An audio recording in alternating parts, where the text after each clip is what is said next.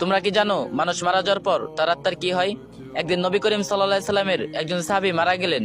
রাসূল পাক সাল্লাল্লাহু আলাইহি সাল্লাম ওনার জানাজা পড়ালেন। তারপর একদল সাহাবী মৃতদেহ কবর দেওয়ার জন্য কবরস্থানে নিয়ে আসলেন।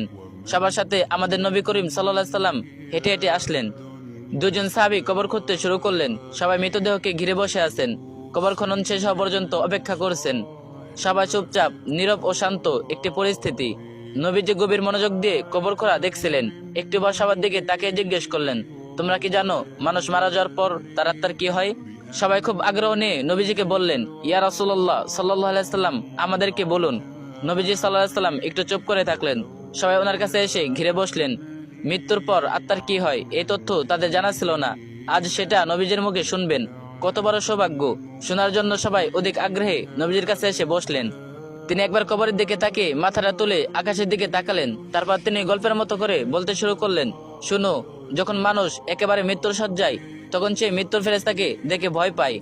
কিন্তু যে বিশ্বাসী ও ভালো মানুষ, তাকে মৃত্যুর ফেরেশতা হাসি মুখে সালাম দেন, তাকে উভয় দেন এবং মাথার পাশে এসে ধীরে ও যত্ন করে বসেন।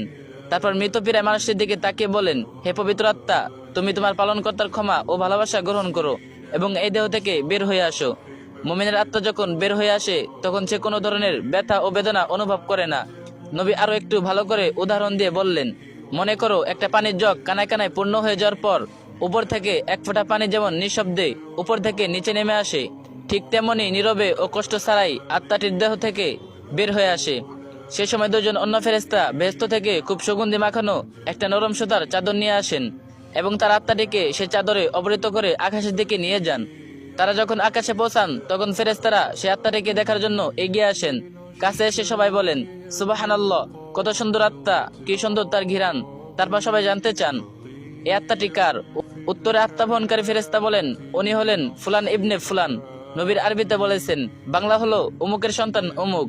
বাকি ফেরেশতা তখন আত্মাটিকে সালাম দেয়। তারপর আবার জিজ্ঞেস করে, উনি কি করেছেন? ওনার আত্মা এত সুঘ্রাণ কেন? আত্মা বহনকারী ফেরেশতা তখন বলেন, আমরা শুনেছি মানুষজন নিচে বলাবলি করছে, উনি একজন ভালো মানুষ ছিলেন, আল্লাহর ভালো বান্দা, অনেক দয়ালু, মানুষের অনেক উপকার করেছেন। এতটুকু বলার পর নবী একটু থামলেন।